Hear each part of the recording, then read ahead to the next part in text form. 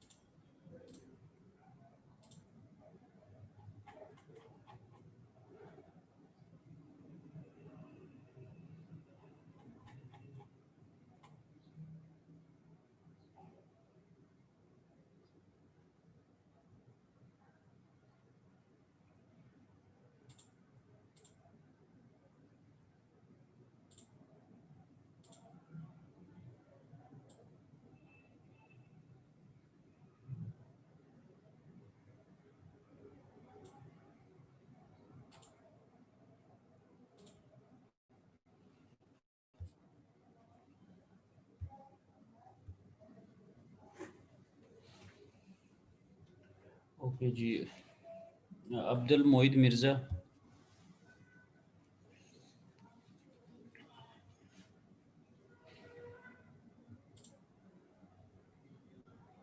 Abdul Rehman, Abdullah Jamshed. Yes sir. ठीक है। अहमद अब्दाल,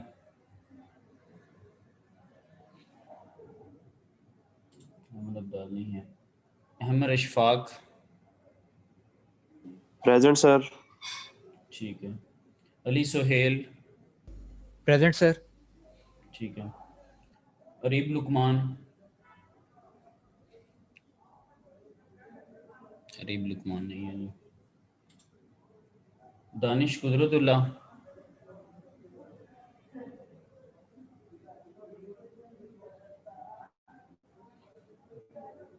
दानिश भी नहीं है जी।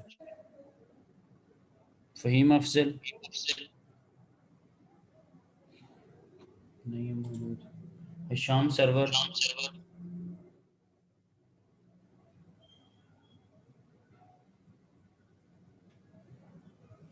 हिशाम सरवर भी नहीं है। Hasan Ali,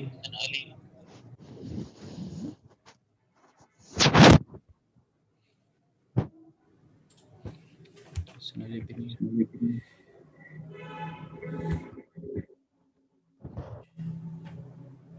Khurram Shahzad, yes sir. ठीक है। मोहम्मद अली हसन नहीं है जी। मोहम्मद दाऊद मंसूर, मोहम्मद फारूक,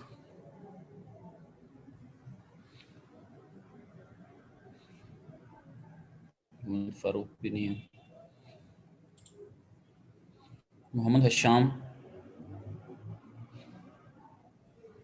मोहम्मद हसाम सदीक, ठीक है। मोहम्मद मजहर,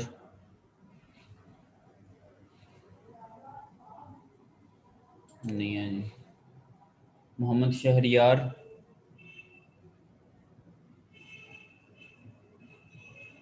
वो भी नहीं है। Mohammad Umar Farooq, yes sir. ठीक है। Mohammad Umar Hayat, yes sir. ठीक है।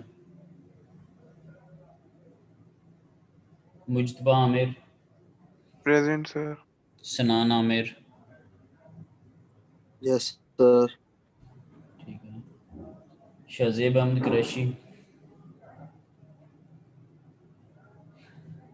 एब्सेंट है। Shahraj Khalid, yes sir. ठीक है। सुहेल करीम भुट्टी, यस सर।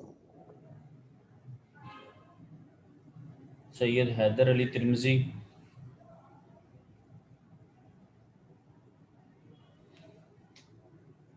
ये इसने मेरे ख्याल से इसकी कोई न्यू रजिस्ट्रेशन वगैरह, इसको भी लिंक वगैरह भेज देना क्लास को, सैयद अकबर अली तिरमिज़ी को भी नेक्स्ट टाइम, फिर उसको मैं देख लूँगा। और ज़ाहिर इफ्तिखार, Yes, sir. ठीक है। या इमरान नहीं है जी। चलें जी, अभी एट द मोमेंट ना 12 पार्टिसिपेंट्स हैं और मेरे पास जो स्टूडेंट है ना वो 28 हैं, यानी कि 16 एबसेंट है। ठीक है, 12-13 लोग हैं जिन्होंने इनकी जो क्लास ले रहे हैं और बाकी है। चलें खैर, आज मैं थोड़ा कुछ चीज़ों से फ्री हो गया हूँ, तो आज मैं आफ्टर द लेक्चर थोड़ा चीज़ों को नैरो डाउन करता हूँ कि क्या चल रहा है ना। और ओके जी, कोई किसी ने अभी लेट ज्वाइन तो नहीं किया अभी रिसेंटली?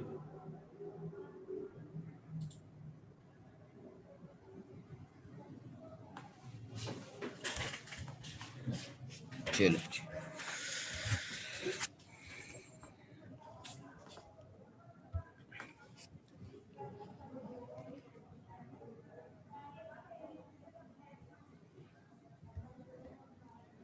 ओके जी, अभी हम स्टार्ट करते हैं थोड़ी देर तक लेक्चर को।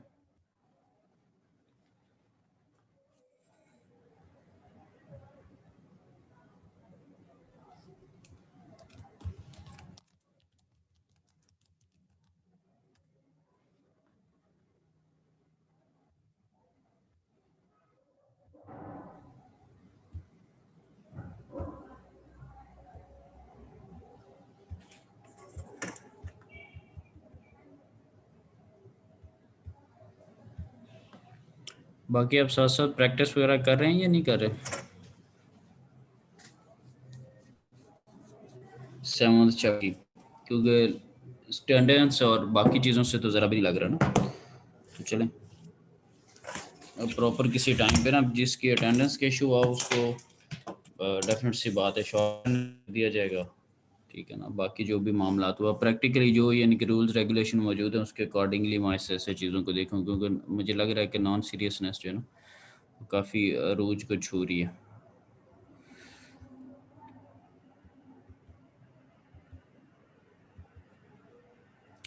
Okay ji, last time let me share the slides. Last time हमने जो चीज़ें डिस्कस की थी वो बेसिकली टिप स्पीड रेशियोज़ वगैरह से रिलेटेड कुछ चीज़ें थी। फिर एक हमने न्यूमेरिकल किया था, राइट। उसके अंदर हमने पावर कैलकुलेट की, एफिशिएंसी वगैरह कैलकुलेट की और कुछ इस तरह की चीज़ें थी। ओके, इसी तरह हमारे पास एक थोड़ा एक शॉर्ट सा टॉपिक है विंड टर्बाइन की क्लासिफिकेशन। सम टाइम लिखा होता है क्लास ए टर्बाइन है, क्लास बी या क्लास सी। सो उनकी जो क्लासिफिकेशन है वो किस बेस पे होती है, वो हमारे पास टेबल एक मौजूद है। ये वैसे रीडिंग के लिए इसको याद वगैरह करने की ज़रूरत नहीं है। सो अब विंड की जो क्लासिफिकेशन है, फॉर एग्जांपल ये लिखा हुआ क्लास 1, क्लास 2 और क्लास 3।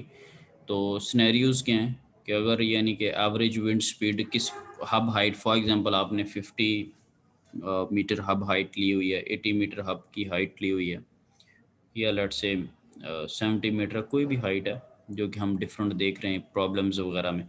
तो अगर यानी कि 10 आपके पास स्पीड है मीटर पर सेकंड, दैट मीन्स कि दैट इज़ क्लास 1। और जहाँ पर आपने टरबाइन लगाई अगर उनके ब्लेड्स के पे जो स्पीड हिट कर रही है विंड की, अगर वो 8.5 है, तो ये आइडिया कैसे होगा इन स्पीड्स का? ये अनीमोमीटर लगा होता है जो कि सेंसर है जो विंड के डायरेक्शन को भी बताता है और विंड की स्पीड को भी बताता है। ठीक है जी, ये वी रेफरेंस 50 ईयर्स मैक्सिमम 10 में, इसका इतना आप लोगों से आइडिया नहीं।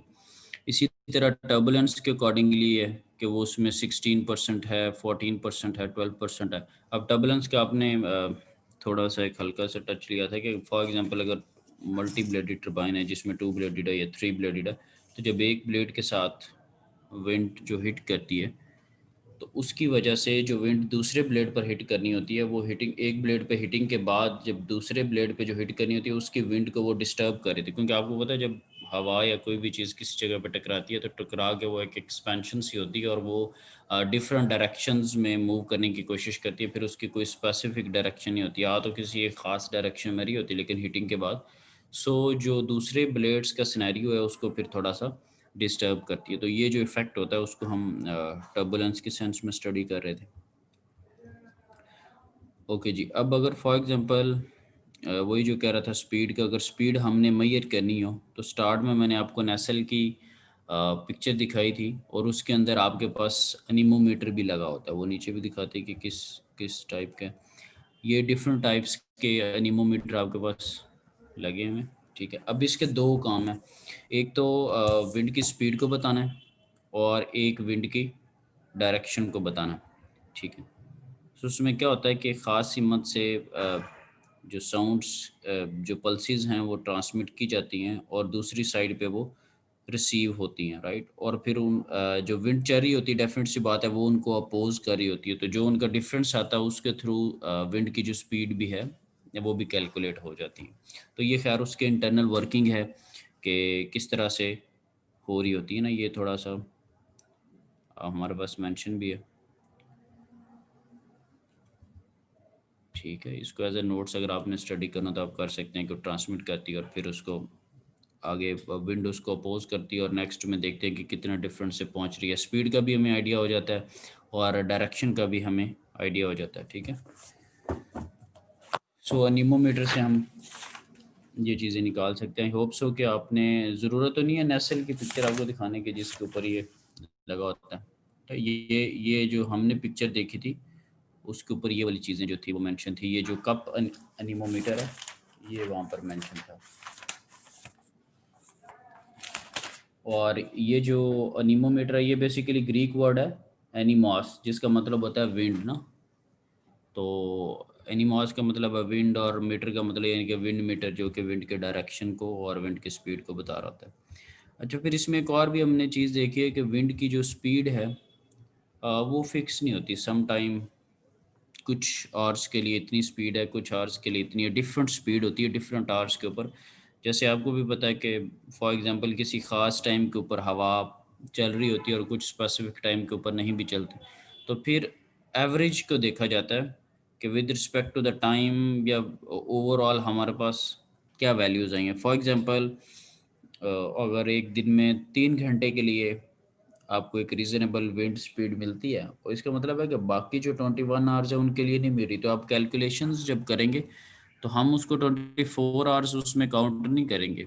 या फॉर एग्जांपल 65 डेज़ हैं तो उसमें हम देखेंगे कि किस किस टाइम पे हमको विंड जो है वो अवेलेबल हुई है और उसके अकॉर्डिंगली किस टाइम हमें एनर्जी मिली और किस टाइम नहीं मिली। फिर इन सारी चीज़ों को एनालाइज किया जाएगा, राइट। और फिर उनके बाद स्टडी की जाएगी। ऐसा नहीं है कि हम दिन में 24 घंटे ले लें और साल में 365 दिन ले लें और उनको मल्टीप्लाई कर दें, वो एक फेक आंसर आएगा, ठीक है। हमने देखना होता है कि overall with respect to time क्या, राइट। जैसे फॉर एग्जांपल आप स्टडी करते हैं और आप 5 या 6 डिफरेंट कोर्सेज रजिस्टर आपने किए हुए, तो ड्यूरिंग द एग्ज़ाम या ड्यूरिंग द रिज़ल्ट आप देखते हैं कि किसी में आपके लेट से 70% है, किसी में 80 हैं, किसी में 60 हैं। तो फिर क्या किया जाता है कि फिर उसकी एक एवरेज ले ली जाती है। फॉर एग्जांपल आप पूरी डिग्री कर लेते हैं तो आपको आपने तो 35-40 कोर्सेज पढ़े होंगे, तो आप किसी को ये नहीं बताएंगे कि पहले सेमेस्टर में 5 कोर्स थे तो उनमें ये ग्रेड आया, फिर नेक्स्ट में ये थे। आप उनको क्या बताएंगे? आप उनको CGPA सी के लिए बताएंगे, या किसी एक सेमेस्टर की बात होगी पर्टिकुलरली तो आप उनको GPA बता देंगे, राइट। सो ब्रॉडर स्पेक्ट्रम में हम भी फिर देखते हैं कि हमारे पास एवरेज जो पावर है ना वो क्या है। सो एवरेज पावर कैलकुलेट कैसे होती है? कोई डिफ़िकल्ट चीज़ नहीं है, वही फॉर्मूला हमारे पास जो कि विंड की पावर क्या है कि 1/2 डेंसिटी एरिया इंटू स्पीड का क्यूब। बस अब यहाँ पर फ़र्क क्या है कि चूँकि एवरेज पावर की बात हो रही है, राइट। सो इसीलिए जो हम स्पीड ले लेंगे वो एवरेज स्पीड होगी, ठीक है। जो हम स्पीड लेंगे वो आपके पास एवरेज स्पीड होगी। तो ये बस इतना सा जो है वो इसके अंदर डिफरेंस है। अब इसको देखते हैं कैलकुलेशंस वगैरह इसकी।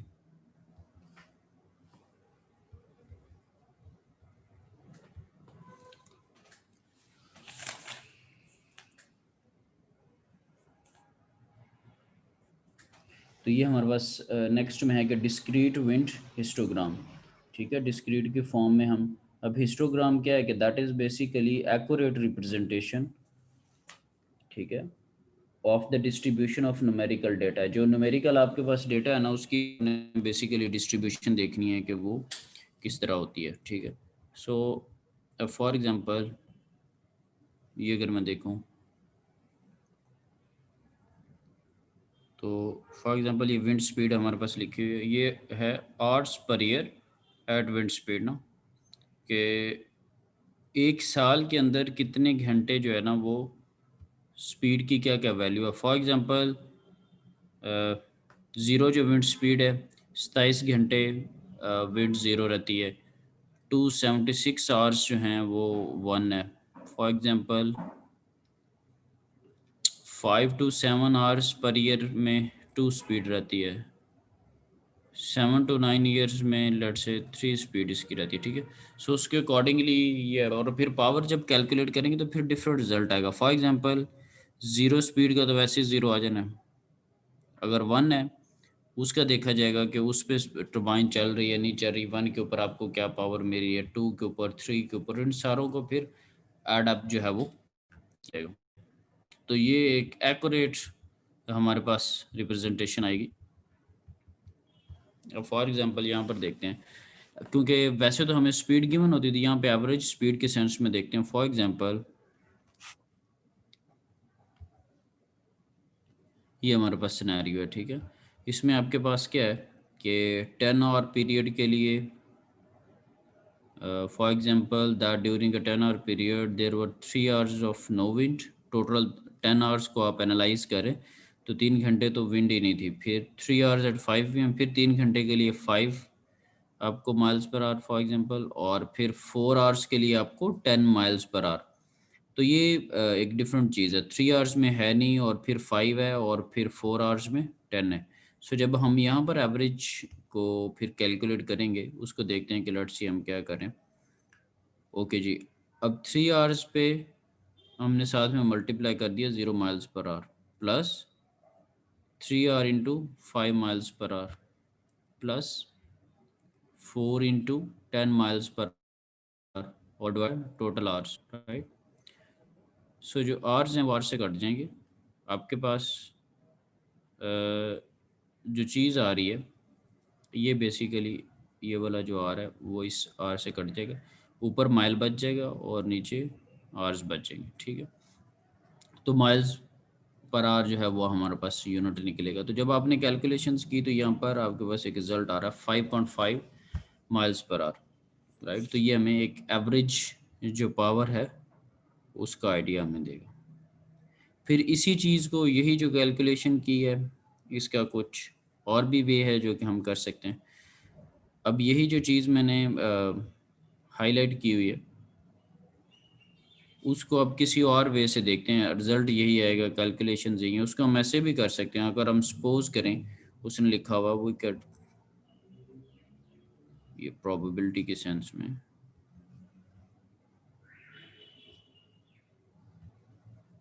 ठीक है। अब उसने कहा कि इसको ऐसे भी देख सकते हैं कि no wind 30% of the time no wind. 30% वो क्यों कह रहा है, क्योंकि अगर 10 आवर्स टोटल हैं तो 3 आवर्स के लिए विंड की स्पीड विंड मौजूद नहीं है, तो उसने कह दिया कि 30% टाइम पे कोई विंड नहीं है। फॉर एग्जांपल अगर 10 आवर्स को हम एनालाइज कर रहे थे और 5 घंटे हमें कोई विंड नहीं मिलती, विंड की कोई स्पीड नहीं होती, तो हमने कह देना था कि 50% ऑफ द टाइम पे नो विंड थी, ठीक है, राइट। फिर हमें पता था कि 3 आवर्स के लिए स्पीड जो थी वो 5 थी, तो फिर उसको उन्होंने लिखा है कि 5 miles per our 30% of the time, ठीक है। और फिर हमें पता है कि 4 घंटे के लिए 10 थी, तो 4 जो आवर्स हैं वो 10 के रिस्पेक्ट से 40% बनते। सो 40% टाइम के लिए आपके पास 10 स्पीड थी। तो अगर आप देखें 30%, 40%, वो बेसिकली 100% टाइम को जो है वो कवर कर रहे हैं, राइट। सो इसको भी हम इस तरह से लिख सकते हैं 3/10, 3 आवर्स टोटल 10 आवर्स का जो स्पीड थी वो 0 थी, प्लस फिर 3 आवर्स टोटल 10 आवर्स की स्पीड जो थी वो 5 थी, और फिर 4 आवर्स टोटल 10 घंटों के लिए जो स्पीड थी वो आपके पास 10 थी। सो एवरेज जो आपके पास आई है that is 5.5 miles per hour, right. So दोनों वे से हम इसको कर सकते हैं। फिर इसी चीज़ को इसका इन जनरल अगर एक फार्मूला हम देखें तो इसके इन जनरल फार्मूलाज में हमारे पास क्या है कि अब फॉर एग्जांपल जैसे हमने ये किया तो ये तो एक वैसे लिख दिया, इसको अगर एक फार्मूला की सेंस में हमने रिप्रेजेंट करना हो तो उसमें ये कि आप स्पीड देख लें, जो भी स्पीड है, ठीक है। फॉर एग्जांपल यहाँ पर 0 माइल्स पर आवर थी, ठीक है। उसके बाद डॉट यानी कि मल्टीप्लाई कर दे इनटू R/V/I कि कितने घंटे के लिए उतनी स्पीड थी। सो वो कितने घंटे के लिए थी 3, ठीक है। और इसी तरह ये तो आपके पास एक ही अभी मैंने एग्जांपल दिए, तो बार आपके पास समिशन लगी हुई है, तो उसके बाद फिर प्लस प्लस करते जाएं, फिर इसका कम्बिनेशन आ जाएगा, फिर प्लस इसका कम्बिनेशन आ जाएगा, और नीचे है समिशन ऑफ आवर्स, जितने आवर्स हैं उसको आपने सम करना। फॉर एग्जांपल जैसे आपने किया 3 + 3 + 4, ठीक है। सो ये फॉर्मूला आपके पास कि 7.32, ये जो आंसर निकाला है उसको in the sense of formula. इसी तरह अब ये वाला जो उसने वे बताया था 7.33 वाला, इसको भी हम फार्मूला की सेंस में लिख सकते हैं। अब उसका फार्मूला क्या है कि fraction of hours at VI। सबसे तो पहले आप फ्रैक्शन ऑफ आवर्स का मतलब ये है कि टोटल आवर्स में से कितने आवर्स जो हैं, यानी कि परसेंटेज की फॉर्म में, सपोज जैसे आपको कह रहा था 30%, 40%, तो लेट से 3 आवर्स, 3/10 ये फ्रैक्शन होगी है, ठीक है। क्योंकि परसेंटेज में तो खैर 100 से मल्टीप्लाई कर देते हैं, तो वो हम चीज़ नहीं कर रहे। वर्डिंग में वो लिख रहा है 30%, लेकिन जब आप कैलकुलेशंस करें तो उसमें फ्रैक्शन का वर्ड है, यानी कि पॉइंट्स के अंदर 0 पॉइंट समथिंग, 0 पॉइंट समथिंग, या 0 या मैक्सिमम 1 हो सकता है। तो 3/10 का मतलब है 0.3, 3/10 का मतलब 0.3, 4/10 का मतलब है आपके पास 0.4। तो ये बात हो रही है fraction of hours at VI। तो अब उन फ्रैक्शन ऑफ आवर्स के ऊपर स्पीड कितनी थी, वो ये हमने देखा कि कभी 5 थी, कभी 10 थी, और कभी 0 थी। तो एट द एंड हो क्या रहा है कि समीशन है, एक एक आइडेंटिटी को आप लेते जाएं। तो एक दफ़ा फॉर एग्जांपल आप इनको कर लें, फिर प्लस ये चीज़ होगी, प्लस ये चीज़ होगी। सो जो दो ऊपर एक रफ सी हमने वे में चीज़ें देखी थी, उनका हमें प्रॉपर एक आंसर मिल गया।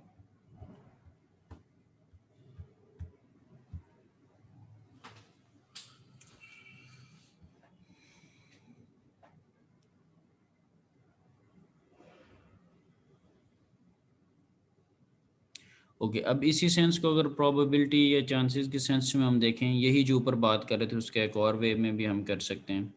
Finally if those winds were typical, we could say that the probability that there is no wind is 0.3। Probability है कि कोई विंड की स्पीड नहीं थी। फिर 3 आवर्स के लिए चूँकि 5 थी तो उसको लिख दिया, उसकी प्रोबेबिलिटी है 0.3। फिर हमारे पास 4 आवर्स के लिए 10 थी तो उसको हमने लिख दिया कि उसकी प्रोबेबिलिटी जो है वो 0.4। सो ये उसी चीज़ को प्रोबेबिलिटी के सेंस में भी हम लिख सकते हैं कि क्या स्पीड थी और साथ में प्रोबेबिलिटी उसकी क्या थी, ठीक है। अब ये v is equal to v i का बेसिकली मतलब ये है कि जब आप ज़ीरो की बात कर रहे होंगे तो उस ज़ीरो स्पीड की क्या प्रोबेबिलिटी है, जब आप 5 की बात कर रहे हैं तो उसकी क्या है, जब आप लेट से 10 की कर रहे हैं तो उसकी क्या प्रोबेबिलिटी है। तो बिल्कुल सिंपल सी चीज़, ये हमें ये ना भी फार्मूला अगर स्टडी किया जाएगा, थोड़ा को डीप एनालिसिस करे तो उसके बगैर भी कैलकुलेशंस हो सकती हैं।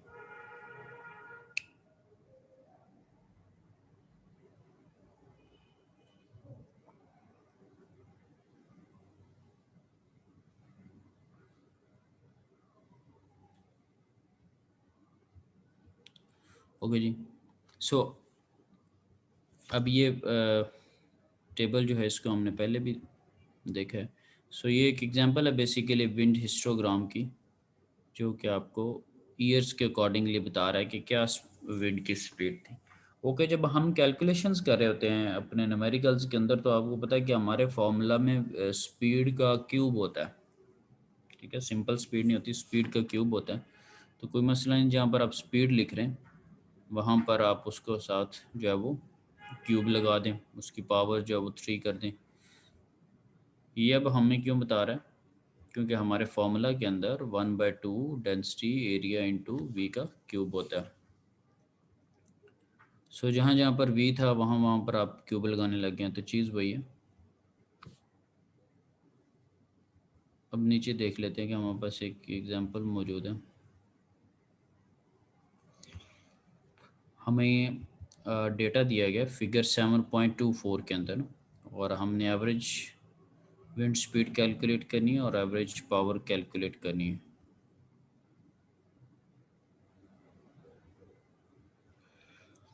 और जो एवरेज पावर कैलकुलेट करे दैट इज़ वाट पर मीटर स्क्वायर, यानी कि P divided by A।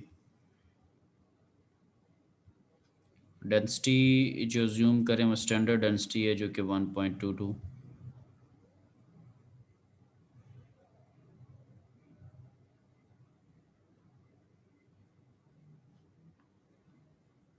Results को हमने कंपेयर भी करना है कि अगर एवरेज पावर मिस कैलकुलेट हो जाए तो उसको हमने कैसे देखना है।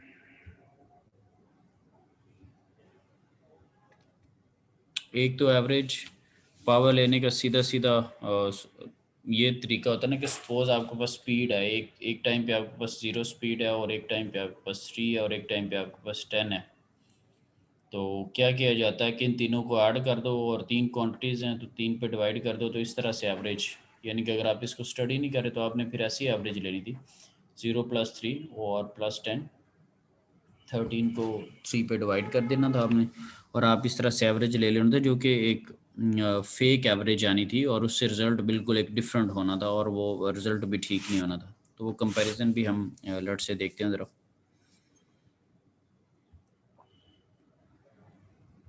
जो हमें फिगर का रेफरेंस किया गया 7.24 के डेटा को जो है वो हमने यूज़ करना है।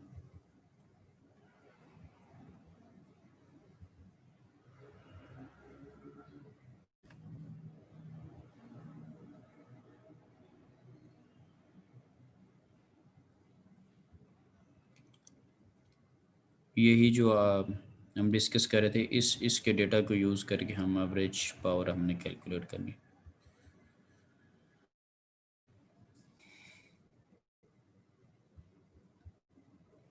ओके जी। सो जब हम ये काम कर रहे होंगे तो इवेंचुअली हम इस तरह का टेबल बना लेंगे, ये स्प्रेडशीट जो है, ठीक है। अभी हम बताते हैं कि कैसे हमने कैलकुलेट करना है। इवेंचुअली हम कैलकुलेशंस करके हम एक टेबल बना लेंगे।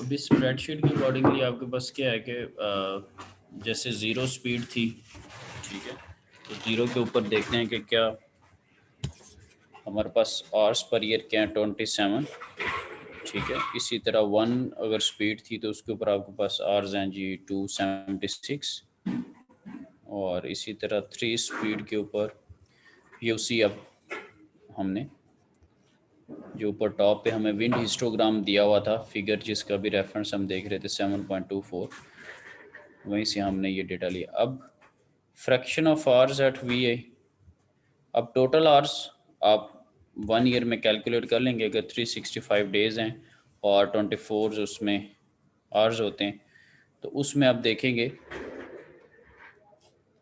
कि आपके पास अब 27 hours per year eight VA है। तो ये 27 पे आपको डेटा मेरा 0। तो अब इसकी फ्रैक्शन कैसे निकलेगी कि 27 अगर आपके पास ये आवर्स हैं तो 27 को डिवाइड कर दो टोटल आवर्स के साथ, ठीक है, जो कि आपके पास ये आवर्स पर ईयर नीचे मेंशन भी हैं 8760 में। जस्ट कैलकुलेटर निकालें, इसको देख भी लेते हैं ज़रा।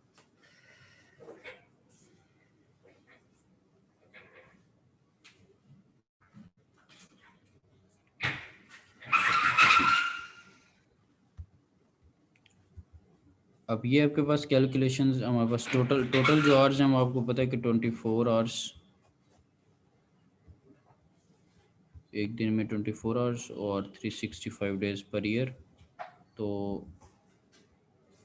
पर ईयर के अकॉर्डिंगली जो डेटा है वो मैं, 8760। ठीक है 8760। अब जीरो स्पीड 27 आवर्स के लिए, ये कोई क्वेश्चन डिफरेंट भी हो सकती है नो डाउट। तो फिर ये फ्रैक्शन कैसे निकलेगी कि अब 27 डिवाइडेड बाय वो जो आपके पास टोटल आवर्स थे 8760, ठीक है। तो ये आपके पास फ्रैक्शनल अमाउंट में आपके पास आंसर आ रहा है कि 0.0031 कैसे आया, ठीक।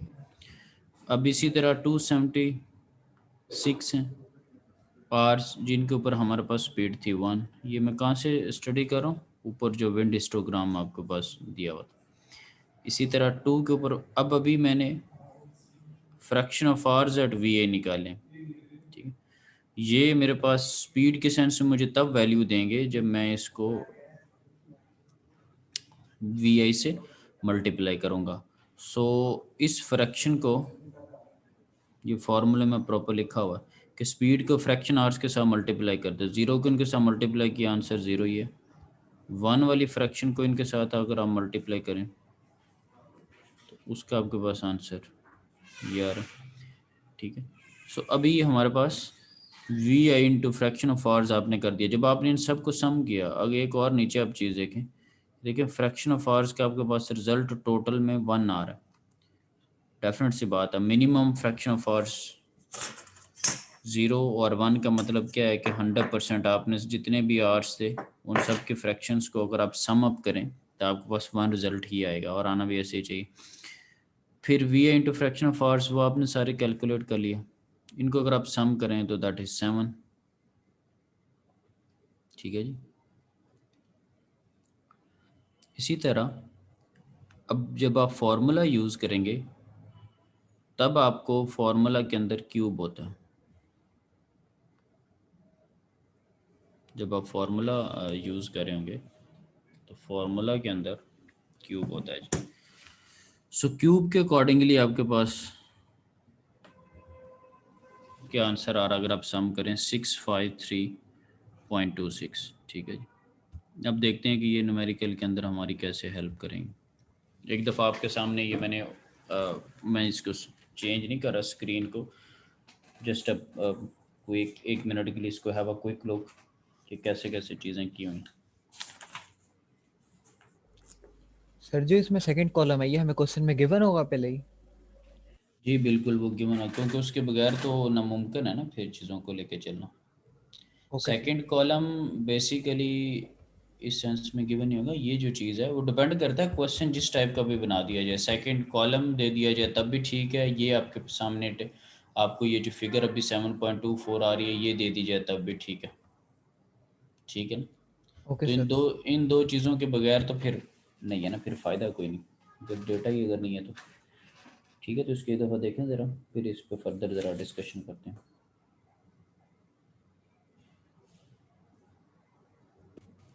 सर हमें फ्रैक्शन निकाल के क्या फायदा होगा? क्या निकाल के? फ्रैक्शन लेके। चलें जी, क्वेश्चन आपको नोट कर लिया। अभी जब सॉल्व करते हैं ना तो बताते हैं कि इसका एक पहले भी आपको ये भी एक शॉर्ट वे में आंसर किया था जब 0 और 3 और 10 आ रही थी। इस पर दोबारा भी कमेंट करता हूँ मैं। ठीक है जी, चलें एनालाइज करें जीर में जो जो क्वेश्चन आता है वो उसको देखें।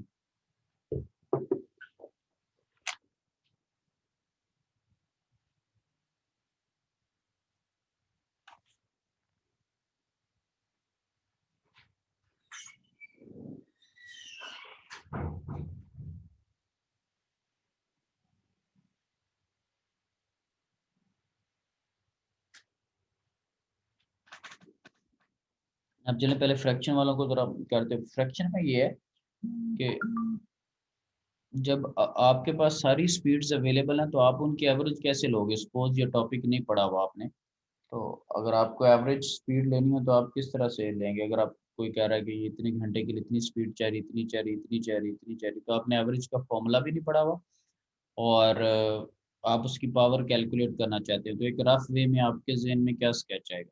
सारों के लिए ये क्वेश्चन अगर किसी ने आंसर करना हो सर सबको ऐड करके नंबर ऑफ जो वैल्यूज तो होंगी। उनकी क्वांटिटीज उनसे डिवाइड कर दोगे, ठीक है। तो ये आपके ख्याल में क्या सही आंसर देगा ये जब ये कैलकुलेशन करें?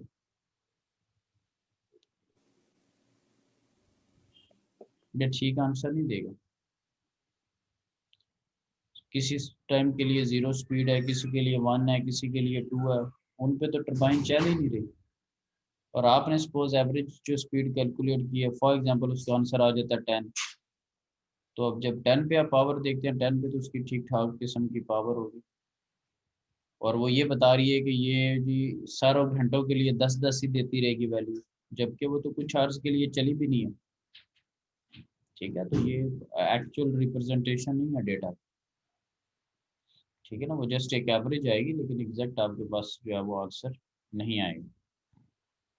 ठीक है, जैसे सपोज 5 सब्जेक्ट्स पढ़ रहे थे, एक में आपके 50 हैं, एक में आपके पास 70 और एक के पास आपके 190 है। एवरेज ले लें, वो माइट भी 70 के करीब आ रही है। ठीक है, लेकिन अगर ओरिजिनली देखें तो एक में आपने 90% भी अचीव किया, और एक में अगर आप देखें तो आपने 50 भी लिया हुआ, और वो 70 50 को भी छुपा गया, और वो 70 90 को भी छुपा गया। ठीक है, एक्चुअल रिप्रेजेंटेशन नहीं है आपके पास। तो एग्जैक्ट आंसर क्या होगा कि जिसका जितना जितना पोर्शन है उसको वाजे किया जाए। फॉर एग्जांपल एक ट्रांसक्रिप्ट अगर सामने आती है, तो वो जिसका जो पोर्शन है उसको वो एक्चुअल रिप्रेजेंटेशन है।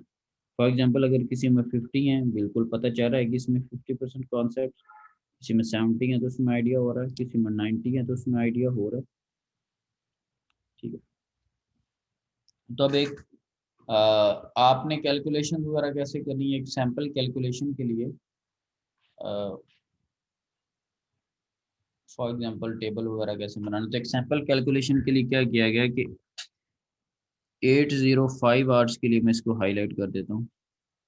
ये चीज़ इसकी कैलकुलेशंस हमारे पास हुई है 8 आवर्स की। सो 8 आवर्स 8 मीटर पर सेकंड के ऊपर जो हमारे पास आवर्स थे वो 805 थे। कैसे पता चला? ऊपर जो हमें ग्राफ गिवन है उसके थ्रू हमने देखा, तो उसकी एक कैलकुलेशन उसने करके दिखा दी ताकि आपको पता चल जाए कि टेबल कैसे बनाना है। फ्रैक्शन ऑफ आवर्स पहले देखें, तो फ्रैक्शन ऑफ आवर्स के लिए वो मैंने खैर आपको बताया 805 आवर्स के लिए विंड की स्पीड 8 थी, वो घंटे ले लिए, divided by 24 hours per day होते हैं। ठीक है, उनको ले लिया और इंटू 365 डे, तो ये फ्रैक्शन आपके पास आ गई 0.09, 0.09। ठीक है, सो अब V8 into fraction of the hours at 8 metre per second, उसके अकॉर्डिंगली उसने आपको बता दिया 8 स्पीड है और ये फ्रैक्शन है और साथ में ये। ठीक है, तो ये नेक्स्ट आपके पास फिल हो गया 0.735। फिर आपने क्यूब ले लिया और क्यूब के साथ फ्रैक्शन ऑफ आवर्स को मल्टीप्लाई कर लिया, तो दैट इज 47। ठीक होगा।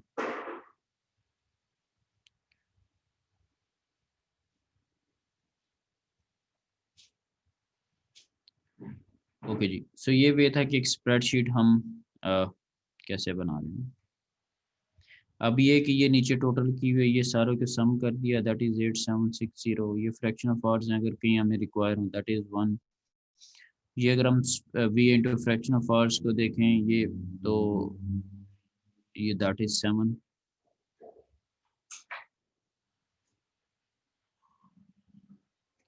तो एक वे हम अब ये करने लगे कि जो हमने पहले फॉर्मूला पढ़ा था कि VI स्पीड जो है इनटू फ्रैक्शन ऑफ आवर्स, उन सारों को क्या कर दो, at the and sum up कर दो। तो सम अप किया तो हमारे पास 7 उसकी वैल्यू आ रही थी।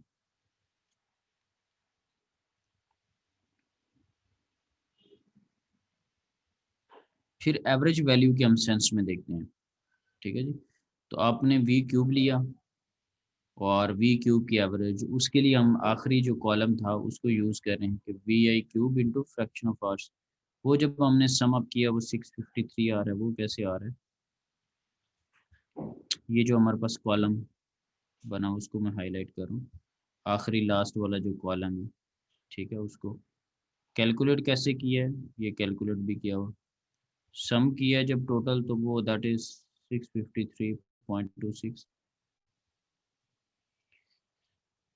तो आपके पास आंसर आ रहा है। ठीक है जी, अब आपको जो उसने कहा हुआ था कि पावर कैलकुलेट करें, उसके जो यूनिट थे दैट वाज वाट पर मीटर स्क्वायर, दैट मींस कि that is power divided by area. ठीक है, सो आपने पावर इनटू एरिया को कर दिया। ठीक है जी, उसका फॉर्मूला फिर क्या बनेगा, 1/2 डेंसिटी इंटू, पहले एरिया इंटू V का क्यूब होता था, अब एरिया साथ में नहीं है, ओके जी, अब वैल्यू प्लग इन कर दें। 1/2 का मतलब 0.5, डेंसिटी 1.22, और जो आपके पास स्पीड आई है वो आपके पास क्यूब लेके और सारों को सम अप करके दैट इज 653, और उसका जो आंसर आया वो 400 वाट पर मीटर स्क्वायर। अब ये क्वेश्चन वाला, ये जो क्वेश्चन था कि एवरेज या फ्रैक्शन वगैरह क्यों ले रहे हैं, इसको अभी ज़रा, ये लिखा हुआ ना पी एवरेज ए रॉन्ग लिखा हुआ है, इसको ज़रा आंसर करने की कोशिश करते हैं। ओके जी, if we had miscalculated average wind speed in the wind by using the average wind speed of 7 meter per second in equation 7.7, we would have found। अब इसमें देखते हैं कि ये क्या चीज़ थी। फॉर एग्जांपल ये टेबल आपके सामने है, तो आप कैलकुलेशंस कर रहे थे, तो आपने ये v इंटू ये जो आपके पास पहला कॉलम विंड स्पीड का है, दूसरा कॉलम आर पर ईयर का है, फिर fraction of hours at v i है, फिर fourth column v i into fraction of hours है। अगर इसको आप देखें तो इसके अंदर जो एवरेज इन सारों को सम अप करके जो आपके पास रिजल्ट आ रहा है दैट इज 7। ठीक है जी, अब इस अगर हम 7 को यूज कर लेते हैं, हम वी आई का cube into fraction of hours नहीं करते। सपोज हम ये वाला यूज कर लेते हैं और इसकी वैल्यू है 7, तो जब फॉर्मूला में हम इसको लिखेंगे 1/2 let's say density into area into V का क्यूब। तो अगर हम ये वाली यूज कर लेते हैं, फिर देखते हैं कि फिर हमारे पास क्या आएगा। प्रॉपर वे तो ये है, प्रॉपर वे ये है कि आखिरी कॉलम को यूज किया जाए। ठीक है, 653 वाली को यूज किया जाए जो कि हमने यूज किया। अब सपोज, क्योंकि डिफरेंट माइंड में कॉन्सेप्ट्स आ सकते हैं, डिफरेंट अप्रोचेस हो सकती हैं, तो जब हमने ये वाला काम किया कि 1/2 डेंसिटी इंटू वी एवरेज का जब हमने क्यूब लिया, तो 0.5 इंटू डेंसिटी इंटू जो वैल्यू आई थी 7, जब आप उसका क्यूब लेंगे तो आंसर क्या आ रहा है 210। अब 210 में और 400 में डिफरेंस है या नहीं है? जी सर है। हाँ, यस तो इट्स सर। एन क्या अवे। ख्याल है, फर्क आया या नहीं है? अब टॉपिक का थोड़ा आइडिया हुआ है कि क्यों क्या कर रहे थे। ठीक है, आपने जब जी काम करना आपने तो उससे भी बाहर खड़े होकर उनको सम करके डिवाइड कर देना, वो तो और चीज़ जो है वो उसका आंसर गलत आएगा। ये आप ये जो पैराग्राफ है इसको ज़रा रीड आउट करें, फिर इस पे अगर कोई क्वेश्चन होगा तो ले लेंगे। आई होप सो कि वो जो क्वेश्चन कर रहे थे उनका क्वेश्चन भी क्लियर, ये हाईलाइट किया पैराग्राफ, इसको ज़रा रीड करिए, पूरी समरी है बेसिकली।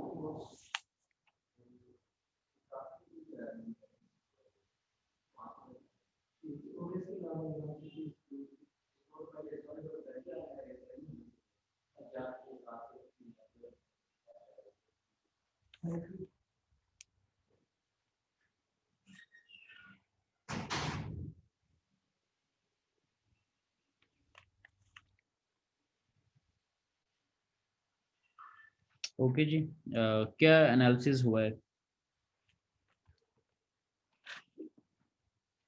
कोई एक आध बता दूँ।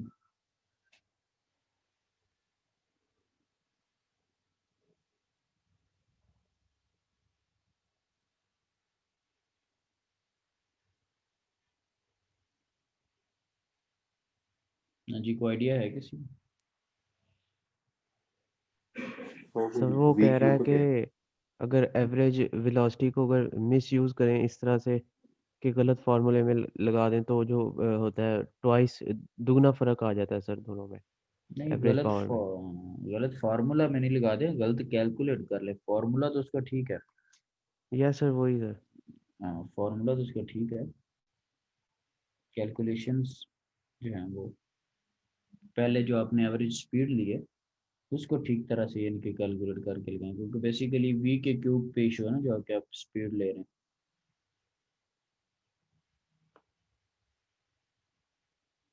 ठीक है जी। जी सर।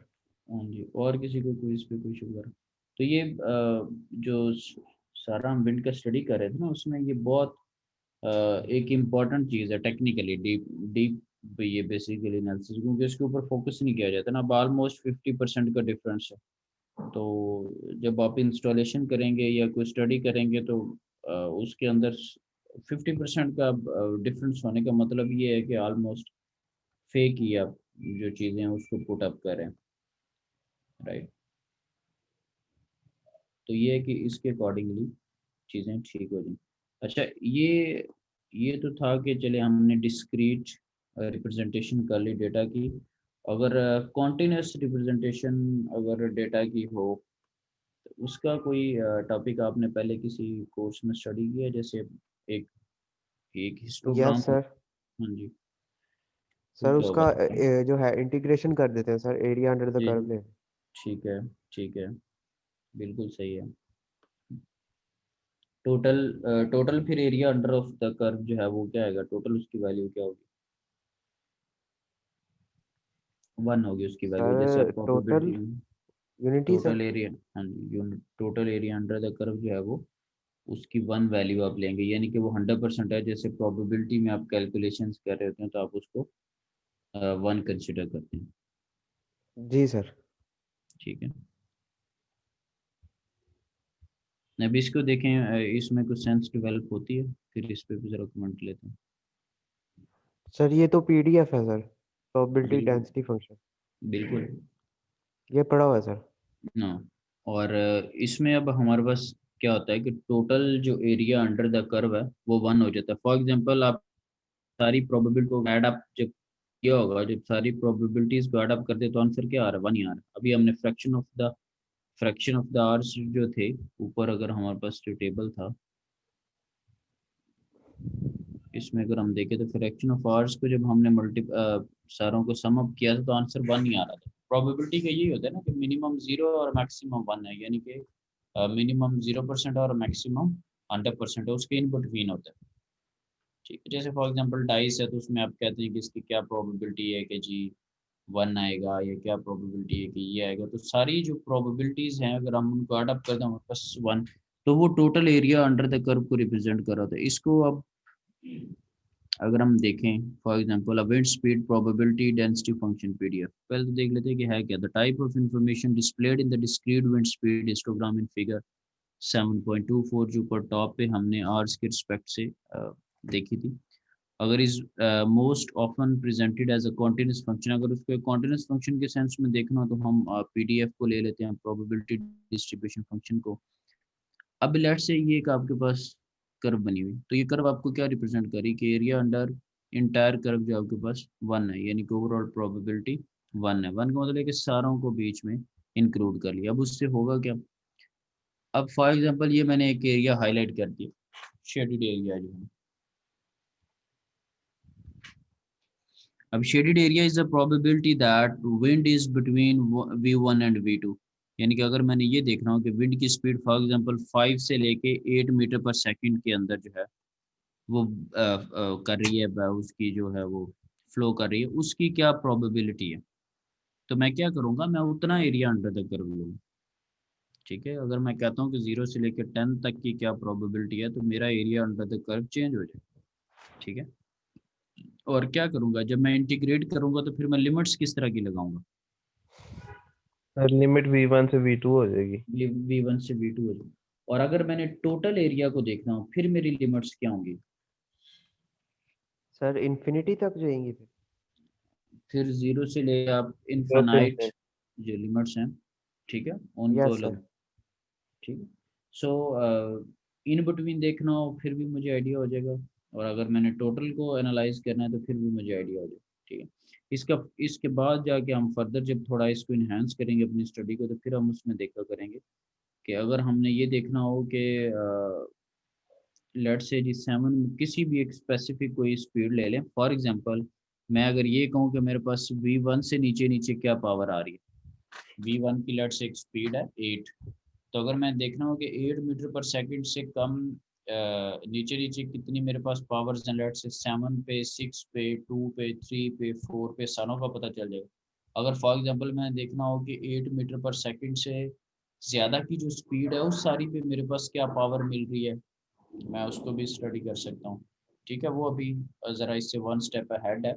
अभी हम सिर्फ उसमें देख रहे हैं कि ओके जी, अगर हमें टोटल को देख लें या किसी स्पेसिफिक इंटरवल को देख लें, इस पे हमारे पास प्रोबेबिलिटी आ जाएगी। अब इस प्रोबेबिलिटी का हमें फ़ायदा क्या होगा, क्योंकि अभी मैं फार्मूला पे क्वेश्चन पे नहीं जा रहा, अभी थोड़ी सेंस हम डेवलप करें, वैसे एक नॉर्मल डिस्कशन करें। अब इसका हमें बेनिफिट ये होगा कि मेरे पास प्रोबेबिलिटी का एक आंसर आ जाता है। तो टोटल आवर्स का मुझे पता है, total hours of the year जो है, टोटल आवर्स पर ईयर, वो मुझे पता है कि 8760।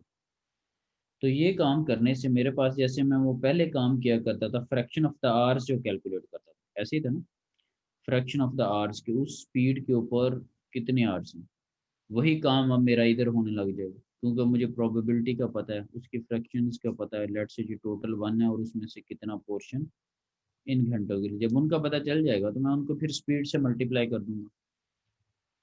ये पिछली एग्जांपल की ही एक तरह की रिवीजन है कि फ्रैक्शन ऑफ द आवर्स आपने कैलकुलेट करने, तो पहले आप क्या करते थे कि उन आवर्स को टोटल आवर्स से डिवाइड कर देते थे। फॉर एग्जांपल आपने जब देखा था, अगर आपने फ्रैक्शन ऑफ द आवर्स 3 घंटे के लिए आपके पास 0 मिनट स्पीड थी, फिर 3 घंटे के लिए आपके पास 5 की जो स्पीड थी, फिर 3 आवर्स के लिए आपके पास जो स्पीड थी वो 10 थी, सॉरी उसके अंदर 3 और 4 आवर्स के लिए जो थी। तो जब आपने फ्रैक्शंस को कैलकुलेट किया था तो इसकी फ्रैक्शन 0.3 थी, आवर्स की सेंस में कह रहा हूँ।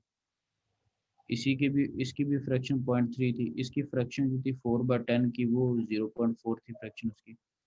ठीक है, और फिर आप क्या करते थे कि स्पीड्स को इन फ्रैक्शंस के साथ मल्टीप्लाई करके आप सम निकाले थे। तो ये दूसरा भी क्या है कि आप उसकी प्रोबेबिलिटी फाइंड आउट कर लें। अब 3/10 की क्या प्रोबेबिलिटी है, इसकी प्रोबेबिलिटी 0.3 है प्रोबेबिलिटी। फिर 3/10 की क्या प्रोबेबिलिटी थी, 0.3। फिर 4/10 की क्या प्रोबेबिलिटी थी, 0.4। तो अगर आप इन सारों को सम करें तो आपके पास आंसर क्या आ रहा है, 1। इसी को जब आप एक ग्राफ की फॉर्म में बना देंगे, उसको मैं टोटल एरिया ऑर्डर का क्या लो। सो जो फ्रैक्शन वाला वही काम कर रहे थे, वही पीडीएफ के सेंस में हम काम कर रहे हैं। ठीक है,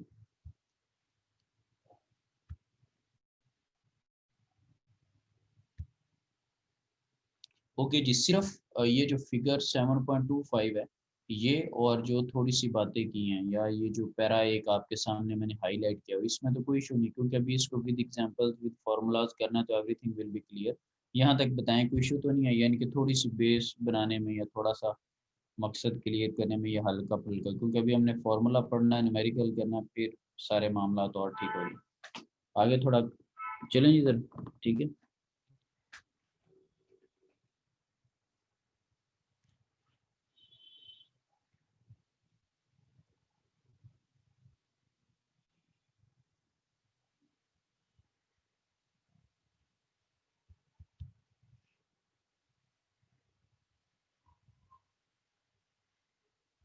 अब ये जो 7 में 2-3 चीज़ें हैं, 7.38 और 7.39 और 7.40, ये भी हम बातों बातों में डिस्कस करके आ रहे हैं। फॉर एग्जांपल अगर आपको, अब सबसे पहले क्या है कि एफ वी क्या आपके पास है, wind speed probability density function PDF आपके पास है, ठीक है।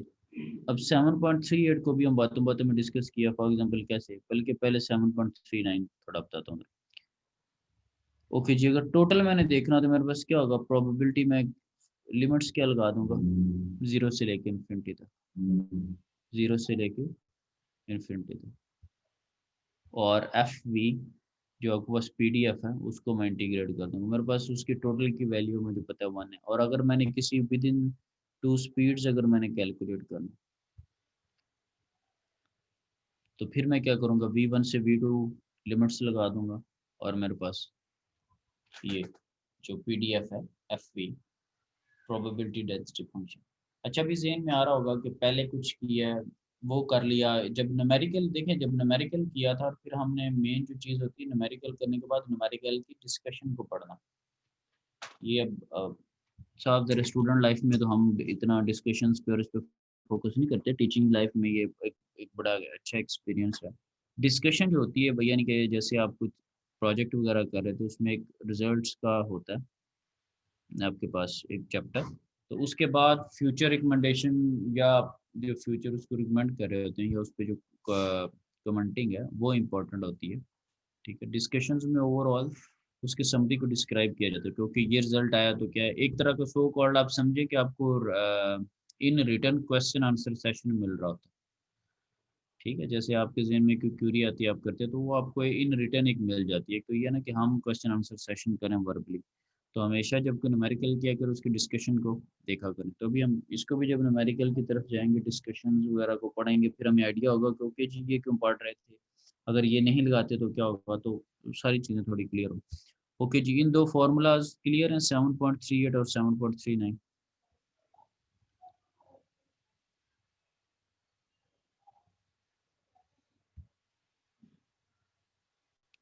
7.38 और 7.39 ओके। अब आवर्स की सेंस में देख लेते हैं कि यही काम कि अगर हमने if we want to know the number of hours per year that the wind blows between any two wind speeds, any two wind speed का मतलब ये है कि फॉर एग्जांपल V1 से V2, फॉर एग्जांपल 5 से 7 या 10 से 12 के दरमियान में क्या प्रोबेबिलिटी है। तो सिंपली मल्टीप्लाई इक्वेशन 7.38 बाई 8760। क्यों मल्टीप्लाई करवा रहा है, टोटल आवर्स पर ईयर जो होते हैं 8760, तो वो फ्रैक्शनल आवर्स फिर हमारे पास क्या होंगे, V1 V2 को मल्टीप्लाई कर दो 87। तो ये इसने बताया है कि इतनी स्पीड से लेके इतनी स्पीड तक आपके पास ये सिनेरियो। अच्छा, ये इतनी उतनी का भी चले, पहले थोड़ा कमेंट कर दो। आपको पता है जब आपके पास फर्लिंग स्पीड होती है तो आपने विंड को जो है विंड टरबाइन वर्क को स्टॉप करवा देना होता है। कट इन स्पीड से पहले तो वो चलती ही नहीं है। आपको विंड की पावर जो कर्व्स बताई थी, फॉर एग्जांपल अगर हम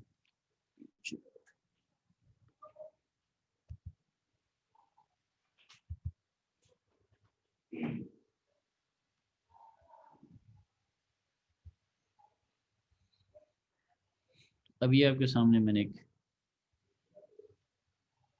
पावर कर्व ओपन की, अभी आपको ऐसा ऐसा आइडिया होगा कि क्यों स्टडी कर रहे हैं। चलो पहले थोड़ा सा बता दो।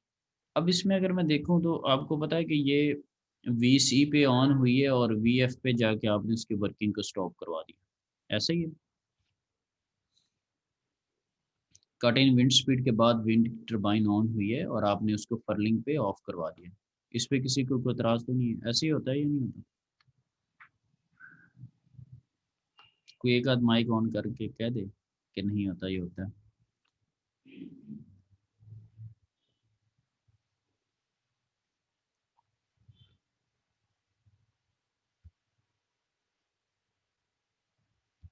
चलो ठीक है, तो तंग ना करें सर। अब अगर VC और VF इनको अगर मैं देखूँ तो इनके अगर मुझे पावर तो इनके दरमियान में मेरी है या इनके बाद भी मेरी है, VF के बाद कोई पावर होगी, VF स्पीड के बाद कोई, जी बताएं जरा।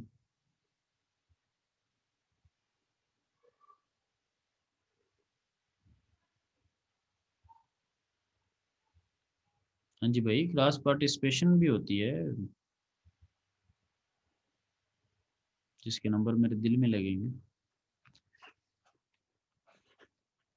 यार 17 लोग पार्टिसिपेंट्स हैं, मुझे निकाल के 16 है, किसी को कोई आइडिया नहीं? सर नहीं होगी VF के बाद, और VC से पहले? उससे पहले भी नहीं होगी। नहीं सर, उससे पहले भी नहीं होगी। अच्छा, तो अब आपको ज़रूरत नहीं पड़ेगी कि ऐसे आवर्स कैलकुलेट किए जाएं या ऐसी फ्रैक्शंस को देखा जाए कि VF के बाद इस स्पीड के बाद वाले कितने आवर्स हैं, उन पे भी आपको नहीं मिलना, और VC से पहले वाले जो आवर्स हैं उन पे भी नहीं मिलना। तो आपको क्या ज़रूरत महसूस होनी चाहिए कि VC और VF के दरमियान में क्या प्रोबेबिलिटी है, क्या पावर्स हैं, इनकी ज़रूरत महसूस होगी या नहीं होगी? अगर आपने पावर कैलकुलेट करनी है तो आपको किन के दरमियान में मेरी होगी? वीसी और वीएफ के दरमियान, यानी कि जिसको आप वहाँ पर कह रहे थे V1 से लेके V2। ठीक है, तो आपको किसी स्पेसिफिक पॉइंट्स के ऊपर और इनके इन बिटवीन जो भी पावर होगी वो आपकी एक्चुअल रिप्रेजेंटेशन होगी। तो ये एक बहुत एक शॉर्ट सा यानी कि कमेंट है उसके ऊपर कि क्यों उसकी तरफ आहिस्ता-आहिस्ता हम जा रहे हैं। ठीक है ना? क्योंकि हम वीसी से पहले 0 पावर होती है और वीएफ के बाद उसको खुद से स्टॉप करवा दिया जाता है। इसीलिए इसी तरह अगर मुझे सपोज़ रेटेड स्पीड के ऊपर कैलकुलेट करनी हो या वो चीज़ों को देखना हो, उसकी पावर डिफरेंट होगी और इसके इन बिटवीन जो है वो डिफरेंट सिनेरियो है। ठीक है ना? चलें जी वापस उस पे चले जाते हैं।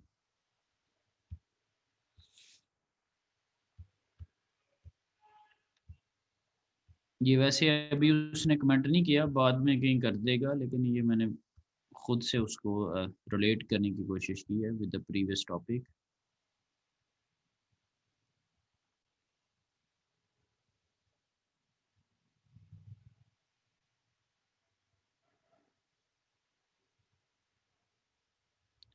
ओके जी, तो ये हमारे पास आ गया जी 8760 को, वापस उस पे आ जाते हैं। टोटल आवर्स हैं और उसको प्रोबेबिलिटी के साथ मल्टीप्लाई करते हैं।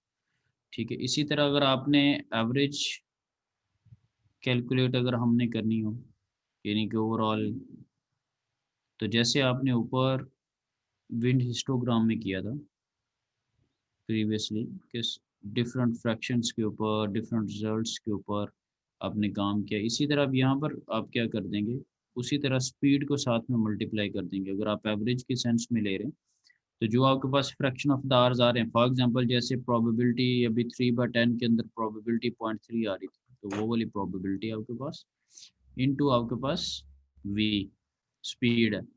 फिर अगर कोई और चीज़ है तो उसका एडिशन हो जाएगा, कोई और चीज़ है तो वो प्लस हो जाएगी। सो इस सेंस में हमारे पास एक एवरेज स्पीड आ जाएगी। इसी तरह हमें पता है कि हम पावर की जब सेंस में बात करते हैं तो हमारे फॉर्मूला के अंदर स्पीड का क्यूब आता है। हम अपनी जो स्पीड है उसका क्यूब ले लेंगे। ठीक है, वो हमारे पास पूरी एवरेज को रिप्रेजेंट कर रही होगी, यानी कि फॉर एग्जांपल 0 से लेकर इन्फिनिटी का मतलब ये है कि सारी स्पीड्स की प्रोबेबिलिटी को आप अकोमोडेट करें।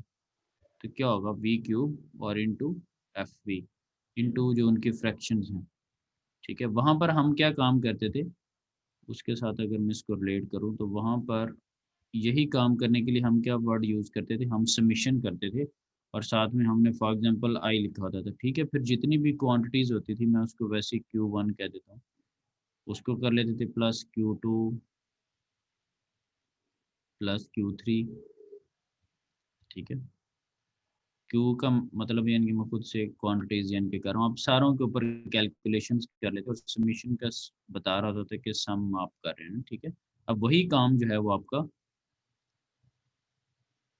ठीक है, कॉन्टिन्यूस में जब आप करते हैं वही काम आपकी इंटीग्रेशन कर देती है। और इंटीग्रेशन की क्या ब्यूटीज़ है कि उसकी लिमिट बता देती है कि क्या चीज़ है, अगर मैं लेट से इंटीग्रेट कर रहा हूँ।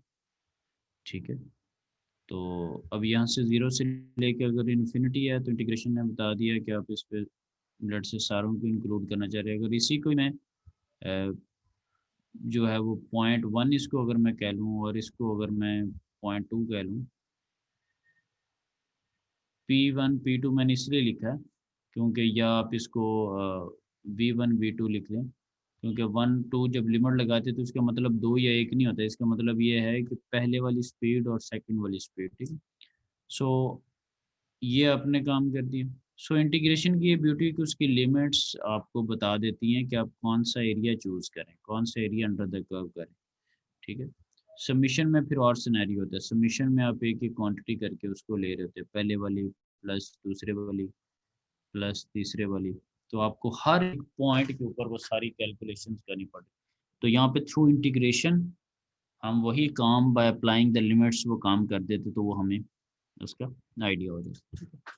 अभी जब नेक्स्ट हम लेक्चर लेंगे ना, तो उसमें मैं आपको न्यूमेरिकल के साथ ये जो बातें कर रहे हैं हम लोग, इसको हम with the help of numerical करेंगे और फिर इंशाल्लाह उस पर कोई किसी किस्म का कोई भी इशू जो है ना वो बाकी नहीं रहेगा। ठीक है जी, अभी लेट जो जो आए हैं वो मुझे बता दें। मैं यहाँ पे जी सर, मैं alert। Just a second.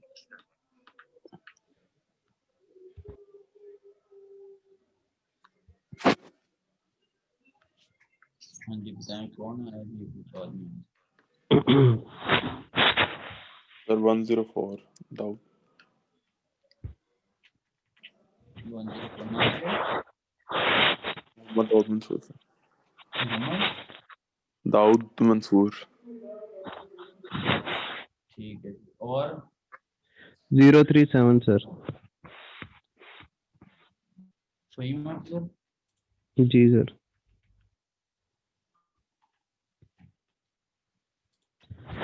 और सर वो मेरा क्वेश्चन भी था सर एक।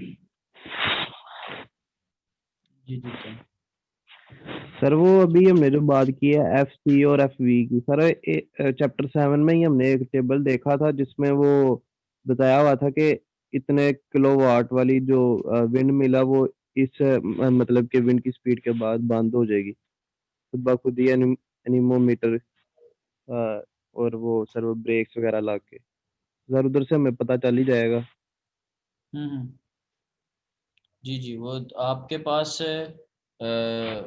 जो डिज़ाइन हुआ होता है ना उसमें होता है ना कि इतने तक इसको चलाना और इसके बाद इसको नहीं चलाना, और फिर जो उस उनके ब्लेड्स के लिए जो टॉर्क चाहिए यानी कि जितनी फोर्स चाहिए उनको घुमाने में या जो भी, तो जब उन्होंने डेटा शीट दी होती है किसी में आपको पता है 2 पे चलने लग जाती है किसी पे 3 पे, तो वो उसके टॉर्क के अकॉर्डिंगली है कि कितनी पे वो उसको चला देगा। तो वो चीज़ें सारी पहले कैलकुलेटेड है यानी कि टेस्टेड है। फॉर एग्जांपल होता है ना कि आप किसी बच्चे को भेजते हैं कि वो शॉपर या वो टेबल या चेयर उठा के ला जाता है, उसको फोर्स लगाता है, उससे हिलजुल भी नहीं रही होती।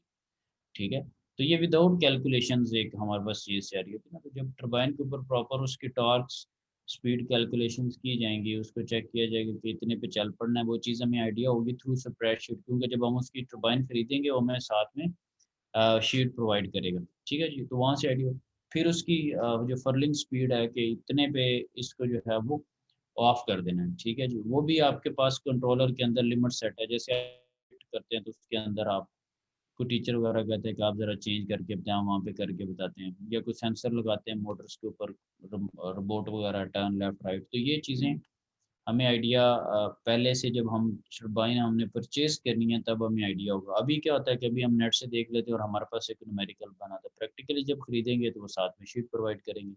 जैसे आप घर में, आपको पता है छोटी सी छोटी चीज़ भी है तो पूरा यूज़र मैनुअल होता है, वो तो हमें पता होता है, हमने कभी पढ़ा नहीं। मोबाइल के डिब्बे में से भी निकलेगा, आयरन के से भी निकलेगा, फ्रिज फ्रीज़र कोई भी चीज़ ले गए, इवन दो टीवी वगैरह ईच एंड एवरीथिंग पूरे सारा, तो सारा हमें वो आइडिया होगा। फिर हम कैलकुलेट कर लेंगे कि इन बिटवीन क्या सिनेरियो है। ठीक है, तो वो हो जाएंगी चीज़ें। और जी कोई लेट वाला?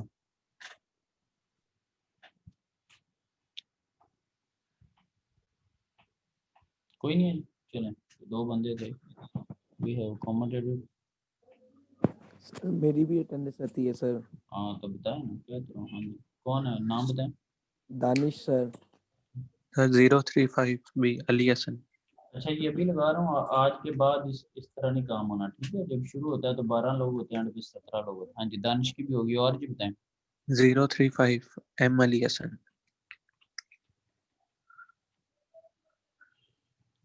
ठीक है जी, मोहम्मद अली हसन की भी लगी है। ठीक है, और जी कोई?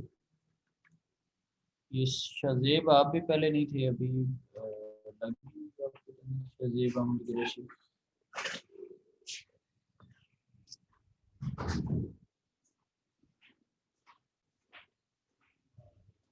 चलें जी, ठीक है, बाकी कर देंगे, बस ठीक हो गया।